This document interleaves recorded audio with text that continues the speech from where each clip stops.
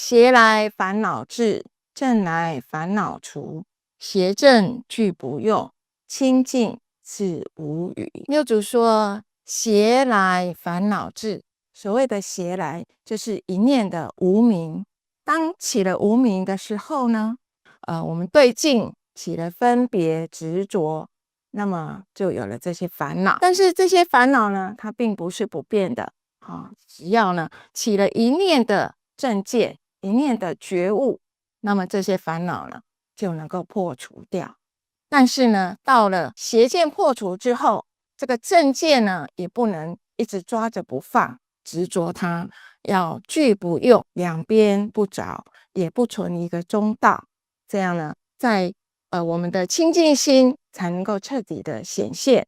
因为在清净的心里面呢，是不留一物，不立一法的。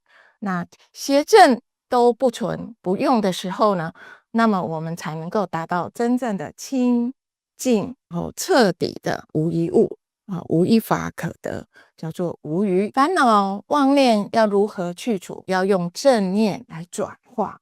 正念一来的时候，这些烦恼呢自然就转化无形了。烦恼起来的时候，就是邪来。邪，因为起了一念的邪见，就有了烦恼。但是一念的觉悟，一念的正见，那就是正来。但是呢，在真实的理上面，邪与正都不能执着，都要使它呢离开，就是要做到两边不立。邪与正就是在两端是两边。那两边都不执着，那也不能存在有一个中道可得。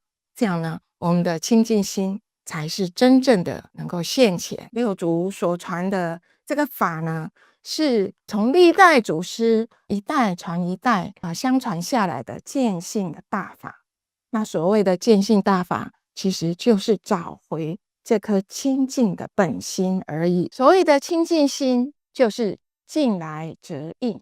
当对境的时候，我们自性起用，那个心如果是邪，也就是对境认假为真的时候，那么呢就是邪心，那就是妄想。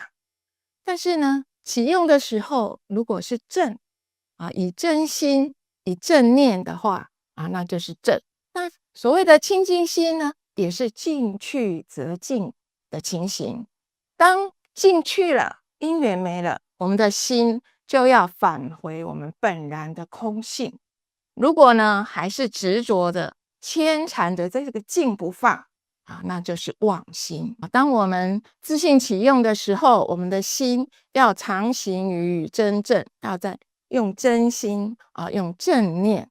那么呢，这样就是能够对于事相有觉。事相的真相就是无相，事相的真相是无相。那我们要能够觉察不要在事相上起分别执着。那么呢，相去的时候呢，要邪正俱不用，这才是合乎真理。能够邪正都不执着，那就是悟知了真理。这个邪与正当我们修行之初，我们一定是有邪念的。那有邪念的时候呢，我们是用正念来对治它，就好像我们生病了需要用药一样。但是一旦病好了之后呢，你就不要再用药了。